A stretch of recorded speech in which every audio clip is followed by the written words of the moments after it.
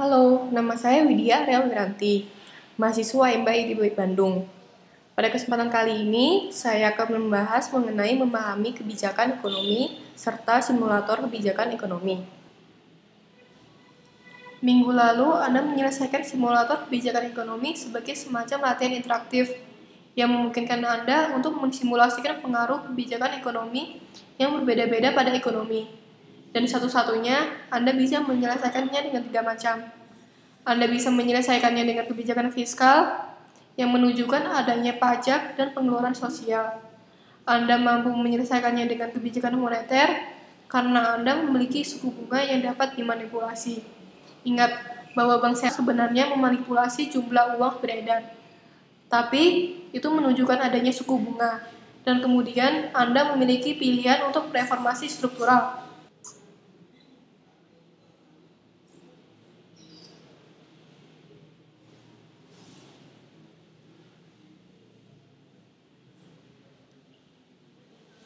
Jadi, saya ingin menghabiskan hanya beberapa menit berbicara tentang negara ini, berpikir tentang data, dan membantu Anda melaluinya. Dan saya harap Anda berpikir tentang beberapa hal, sebagaimana Anda.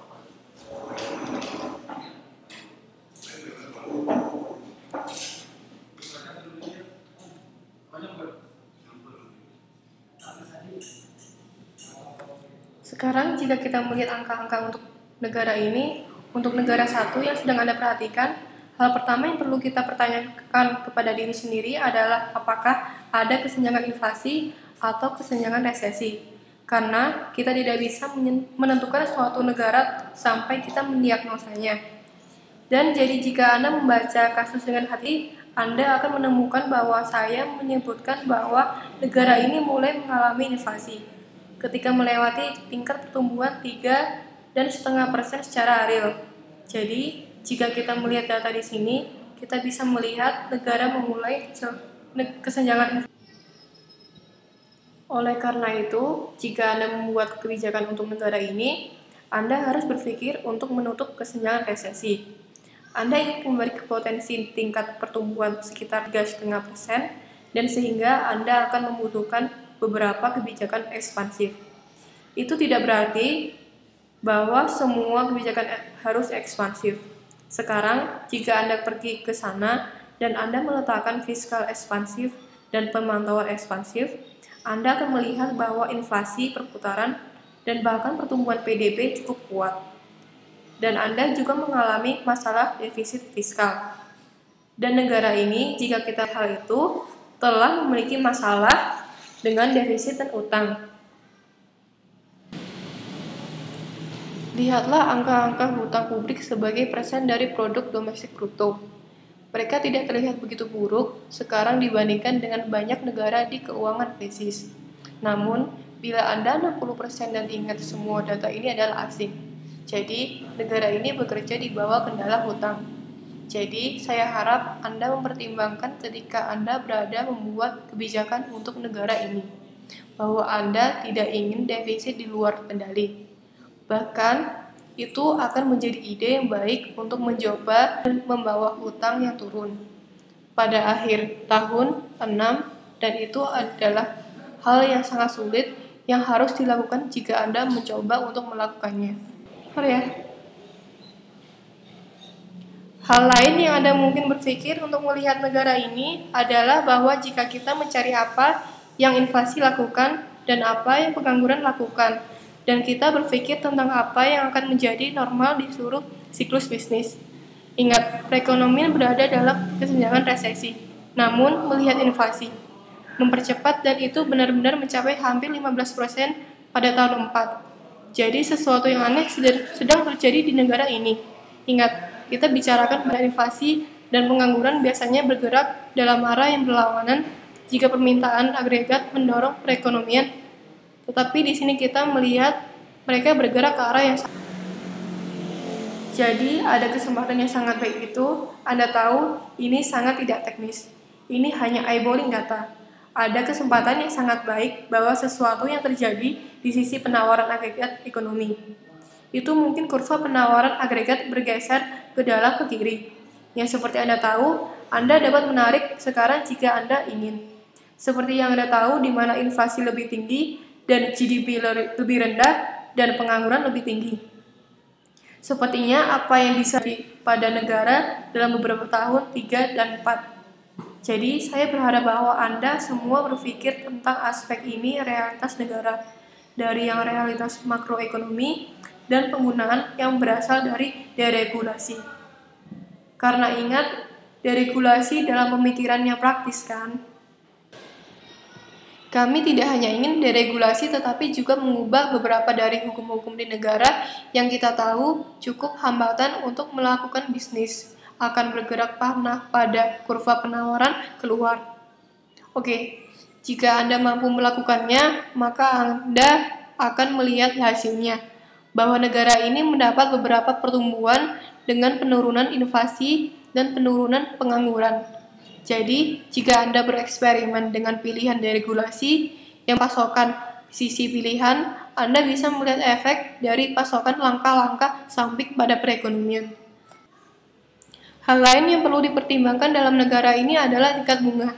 Sekarang, jika Anda melihat angka-angka untuk negara satu, Anda melihat tingkat bunga sangat tinggi. Dan Anda bertanya-tanya mengapa. Dan mungkin jawaban dari pertanyaan tersebut adalah ada banyak inflasi di negara ini, jadi kita perlu untuk mengendalikan inflasi dengan sebuah kebijakan moneter ketat. Meskipun kita berada dalam kesenjangan resesi. Dan itu wajar, Anda dapat menggunakan salah satu alat. Anda dapat menggunakan kebijakan moneter Anda untuk mencoba mengontrol inflasi. Mungkin dengan menggunakan kebijakan fiskal untuk mencoba untuk mendapatkan kembali ke keseimbangan. Sungguh menarik untuk melihat kebijakan moneter ini dan berpikir itu telah mengingatkan beberapa hal yang kami katakan di sesi sebelumnya. Apakah yang akan terjadi jika mata uang jatuh nilai? Nah, yang kami lihat dalam sesi sebelumnya bahwa satu hal yang terjadi adalah inflasi mempercepat. Anda akan memiliki masalah inflasi buruk. Hal lain yang akan terjadi adalah bahwa Anda akan berhutang lebih banyak ke luar negeri. Kita tahu kebanyakan hutang negara ini adalah berasal dari luar negeri. Jika mata uang jatuh dinilai, maka nilai dari mata uang asing utang naik dalam hal mata uang lokal dan Anda berhutang lagi. Jadi, mungkin pemerintah menggunakan tingkat bunga ini untuk mencoba menstabilkan mata uang. Dan yang akan menjelaskan bagi kita mengapa itu cara terlalu tinggi bagi perekonomian. Dan jika kita pikirkan tingkat pertukaran, kita mendapatkan penjelasan yang aneh untuk tahun keempat, di mana Anda melihat inflasi hampir 2 kali lipat dalam setahun, sementara ekonomi belum mengalami kesenjangan resesi terdalam. Bagaimana bisa? Nah, salah satu penjelasan yang memungkinkan adalah di tahun 4 mata uang menurunnya, dan ini akan menyebabkan imported inflation terjadi. Jadi negara membayar lebih banyak untuk minyak tanah dan untuk barang modal dan hal-hal lain yang diimpor. Dan jadi ini akan membantu kita untuk memahami inflasi pada tahun 4. Sekarang, Anda dapat membaca lebih banyak tentang hal ini. Dan hanya untuk membiarkan Anda tahu apakah negara ini jadi, Anda dapat kembali ke sumber dan menemukan apa yang terjadi di tahun-tahun. Ini adalah Brasil pada awal 2000-an, dan itu waktu tepat setelah Lula datang ke kantor. Dan berjuang dengan apa yang tampak seperti situasi keras suatu negara dengan hutang yang tinggi, inflasi yang tinggi, pertumbuhan yang lambat, dan mereka hanya benar-benar tidak bisa keluar dari situ. Dan apa yang kita lihat adalah benar-benar masa depan Brasil berubah di tahun-tahun tak lama setelah kasus ini. Karena mereka menggunakan kebijakan moneter yang lebih ekspansif dan fiskal yang relatif terbatas, tidak terbatas tetapi relatif membatasi, sehingga memperluas ekonomi karena membiarkan mata uang jatuh. Dan mereka melakukan beberapa reformasi struktural yang menggerakkan penawaran agregat ke arah kanan. Mereka juga beruntung, dolar jatuh yang membuat masalah hutang berkurang. Dan mereka menemukan beberapa sumber daya alam dan ada klien yang sangat lapar bagi mereka yang orang Cina. Jadi, hal ini menangguhkan ekonomi dan memasukkannya kembali ke dalam siklus pertumbuhan. Tapi bagaimanapun, saya berharap bahwa Anda seperti apa yang Anda lakukan dalam kasus ini, bahwa Anda memikirkan beberapa masalah yang kita bicarakan. Dan saya akan mendorong Anda kemudian melihat lebih jauh di Brasil sekarang, dan melihatnya bagaimana keluar dari dilema ini, yang membutuhkan tindakan penyulitan penipuan dengan berwenang untuk mencoba memecahkan masalah ini.